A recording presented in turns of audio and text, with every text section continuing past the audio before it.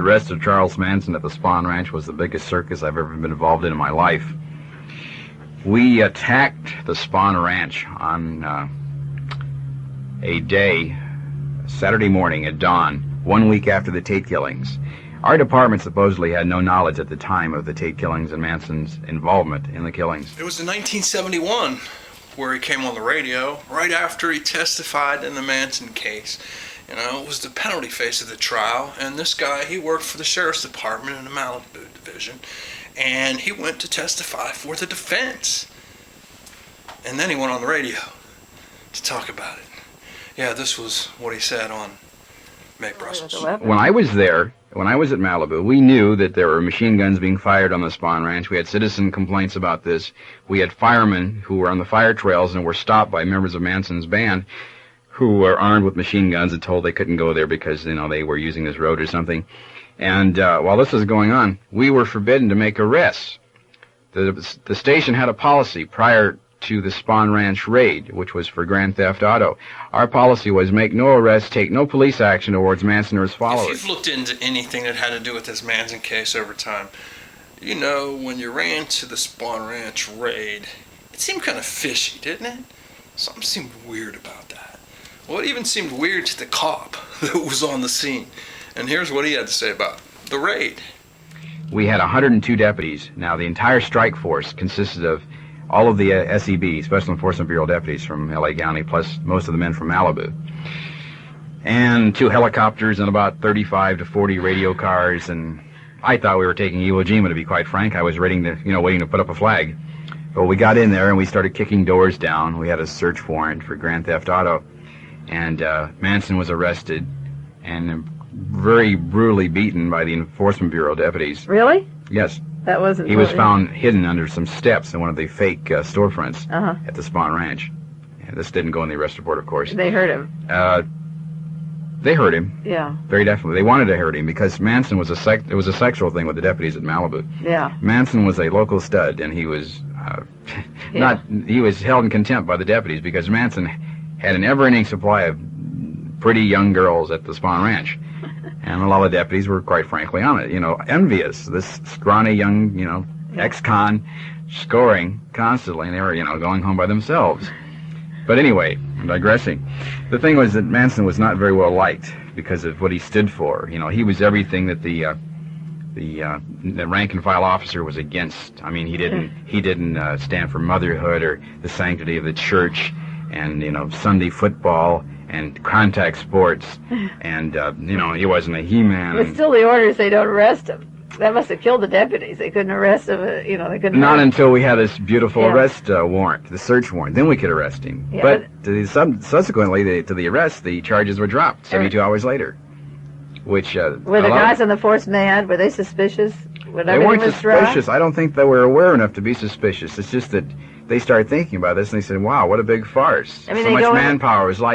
It was like we were doing something perhaps a week late to show that we had really been watching Manson. And now here's an interesting hypothesis I'm going to discuss. Now, if we were watching Manson prior to the Spahn Ranch raid and Manson committed these killings, we would have seen Manson. Okay. And if we weren't watching him prior to the raid, how did we justify getting the search warrant and making the raid? And the helicopters and... everything seems to cancel everything else out in this discussion of what Manson was about and what our intelligence was about. I don't think Irving Kinerick, Manson's attorney, has been able to gain access to the Intelligence Bureau's reports on Manson. And I personally feel that the surveillance of Manson was not just... Think about what he just said. If they had the Manson family under surveillance so that they knew what they was doing on the ranch to be able to go and get this search warrant, they would have followed them to the Sharon Tate house. So did they? And they already knew about that, and now they really had to cancel this thing out because they didn't want to get involved anymore. See, that's where this thing gets really... That's why people were interested in it. It doesn't make any sense. Crimes being committed by Manson and his group. And there were just so many things going down which were criminal in nature, but no action was taken. All this information we were directed to put on a memo with a cover sheet so it couldn't be read by people who didn't have business reading it, and was going directly to intelligence via the station captain. And we don't know what intelligence was doing with all this information. But we do know that the officers in uniform were being used to a certain extent to keep Manson under surveillance. I don't know if Manson was under surveillance by intelligence or not. I can only speculate. My best guess is, you're damn right he was under surveillance. Yeah. If not by our intelligence, by some intelligence. There's no reason why he should have been on the street at the time the Tate killings went down. Very simply stated, Manson was on parole from 1967 forward. During that period, I know of no job that he held, which would have constituted a job as the parole board looks upon a job. He was living at the Spahn Ranch, not a place where a parolee normally is expected to live. He had access to alcohol, narcotics, and illicit sex. When I say illicit sex, I'm talking about minor girls. And all this was going down in with full knowledge of his parole officer, as well as the officers at Malibu Patrol Station. And machine guns. Machine guns, right. Cops knew Manson was on parole. They knew it. Should have never been arrested in the first place. And then when he was arrested, probably should have kept him, right? I don't know. It's all fishy. And this guy gets into it way before chaos ever. Murder of Sharon Tate and Manson was arrested. Sue Atkins said there were two men that went in the house. And I mentioned this on another program. Well, they ran a whole trial and only said that Tex Watson was the only man. And the news media, nobody has correlated the news media's account that there were two men. They don't deny it, and they don't investigate it, and that was dropped completely, that another murder would be out at large. Information. Well, I can probably tell you why they're not looking for the second guy. Because they already got Manson. And the same reason that nobody's out looking for the second guy in the OJ case. Although maybe they should be. I don't know. Evel Younger, former district attorney of Los Angeles County, now our attorney general, made it in the office on the Charles Manson conviction. Plain and simple. He used Manson, and he used him very completely and consumed him as a person for his own political gain, for his own ego trip, to get into the state house. What isn't political in the United States? Tell me. Really. Come on. What is it? I'll wait. I'm finished waiting because there's nothing's not political. He got the job, the attorney general. But the embarrassing thing is, he probably should have profiled that Manson family because they almost shot his boss. Yeah. So, it probably didn't look good for Evel Younger later on. They have identified Squeaky Fromm as a potential threat, and should they have shown greater attention to her in Sacramento? I don't know the answer to that. I doubt if I'll ever know. I suspect that there are those in the White House, however, who will be re-examining that whole situation. When it comes to the media and the newspaper and the television, and who do you believe? Do you believe what comes on Channel 7 television, what they tell you about Manson? Because they're owned by the Disney Corporation. And how can you really believe what the Disney Corporation is telling you? When don't they make up stories anyway? Isn't that what they were founded on? Make-believe? It's interesting what he talks about. In the press. When I was a member of the Sheriff's Department, we used to get a big kick out of reading crime accounts in the newspapers and reading the same account in the arrest report, and then reading, I used to read the underground papers, and a lot of the policemen I knew did. And usually we found that the underground press was more factual in reporting crime incidents than the media was. I'm saying the Los Angeles Times and the Herald Examiner would put out false reports of a police incident, and the real facts could be found out by reading the underground. When I used to visit Charles Manson, I got to know Sirhan's attorney quite well. We would have to sit and wait for the bus to take us to see Manson and Sirhan. We'd both sit there and talk. At first, he was kind of leery of me at first until he found out that I was there to visit Manson, and he was one of my best friends. He used to be in my ear all the time about Sirhan wasn't guilty. He was a patsy. Oh, okay, whatever. I listened to him. I sat there and listened to him. And then I'd go in and I'd talk to Manson about it, and I'd be like, yeah, that crazy attorney over there, he thinks that Sirhan's a patsy. And Manson would look at me and like, oh, what makes you think he's not? And I start thinking, what? You think he is too? Okay, I'd like to make a point right here that you were discussing what I think was the fabrication of political scapegoats in the United States. Manson, James Earl Ray, and Sirhan. All these people were simply fabricated almost out of thin air because their backgrounds did not correlate with their situation and their attitude at the time that they were supposed killers. Manson's background, and I can point out as we go into this, in no way indicated that he had the potential for what he's supposed to have done in the manner in which it was supposed to have been accomplished. Manson is said to have been, used other people as tools to accomplish his bidding.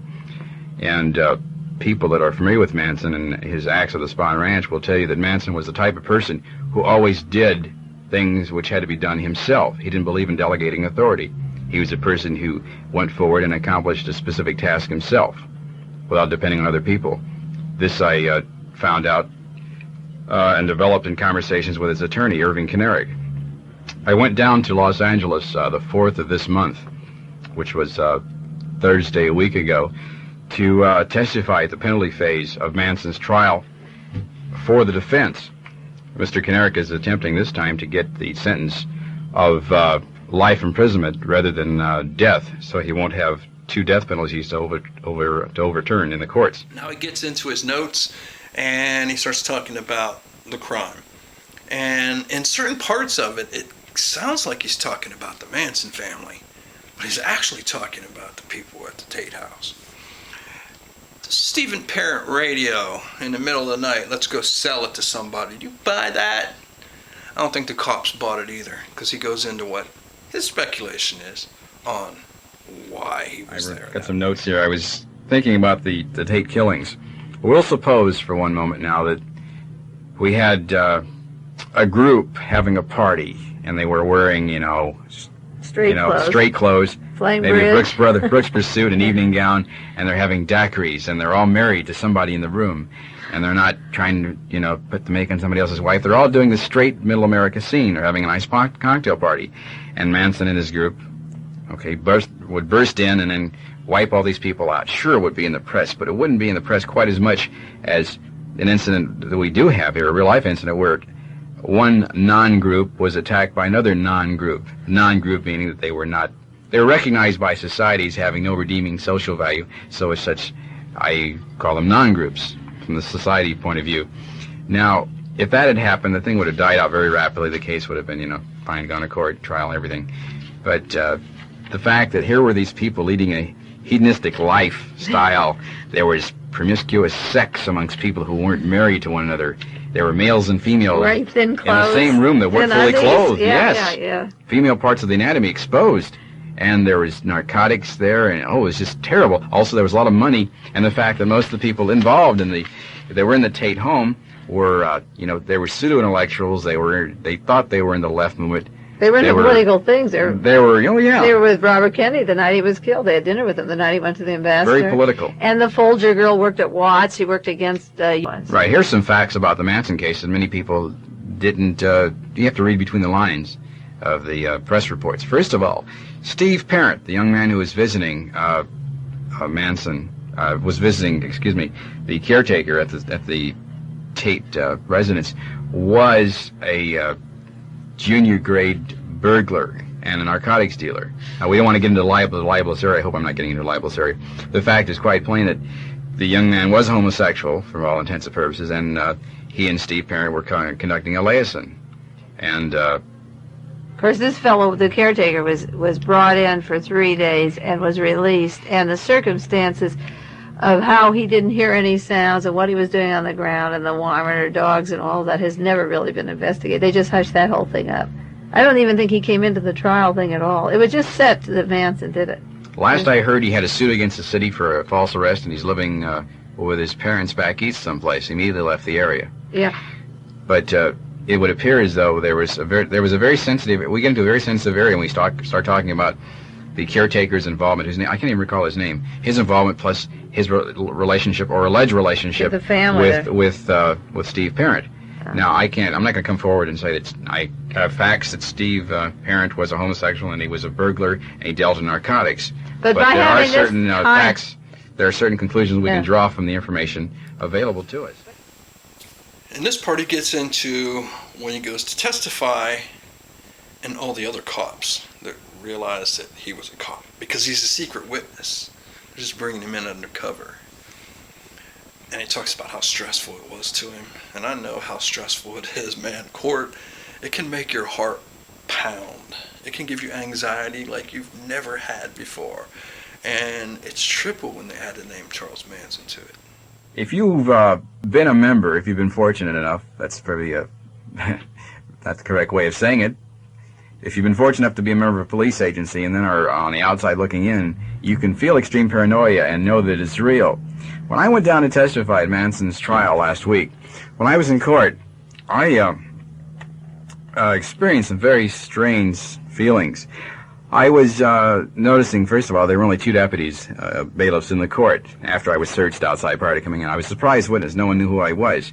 But as soon as the deputies found out I was a former member of their own department, the phones were all lit in the courtroom. Every deputy that could get his hands on a phone. They were calling intelligence, they were calling records, they were digging my cume file out, everything they could possibly do.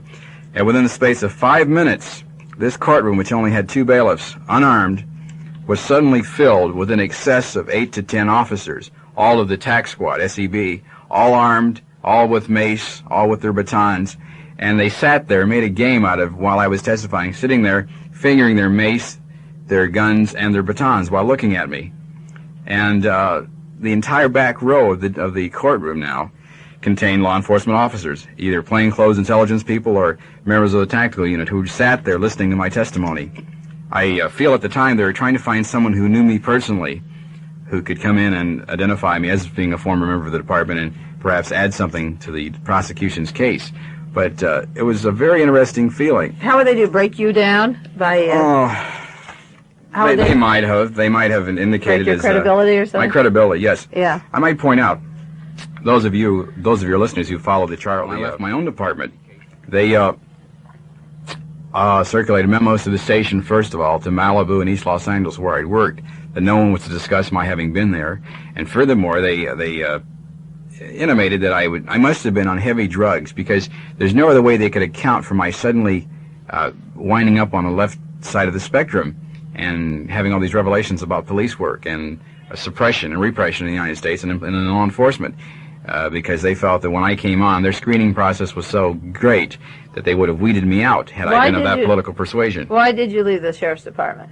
What was the thing that made you leave? I left because I contacted a radio station in Los Angeles, KLAC, which at the time was a news station, and I told them about the cover-up of the Spahn Ranch raid. And what bothered you about it? Well, the fact that I noticed too much information being suppressed for political gain and for prestige. That's a weird feeling, being in a room full of people who were once your friends, and now they don't talk to you anymore. I've never really had that happen, because I really don't have any friends. The handicap the American public has is their inability to correlate information. There's so much information available daily from the newspapers, underground press, radio, and TV, and if you listen and read all of these sources, you can assimilate this if you know what to read. They take the attitude, well, it's gone too far. What can I do? I'm just going to try and make my last years on Earth happy and contented. The thing is this, you have an adequate amount of time, or apparently have had an adequate amount of time to correlate and to document what you've been saying and discussing. Most people don't have this much time, but if people can get together in small groups, 5, 10 people, and each of them be assigned a specific topic or area to gather information on, and then pool their knowledge, set up a filing system, cross-index, this can be done. Because we're being lied to on a day-to-day basis. Well, he's pretty much preaching to the choir there about correlating information, because that's pretty much all I've done for the last 20 years is correlate a bunch of information on this case. That's how you got this video in the first place, because it was from 1971 off the radio. You can still find it in the Internet Archive. You can still find it, pieces of it on YouTube, but it's hard to find, and nobody really looks for anything. And if you want to know more about the Spahn Ranch and the raid and what I thought about that, I have a video of it here. If you want to know more information about Charles Manson that's been correlated over the years, come back to the Back Porch Tapes the next time. And until then, peace.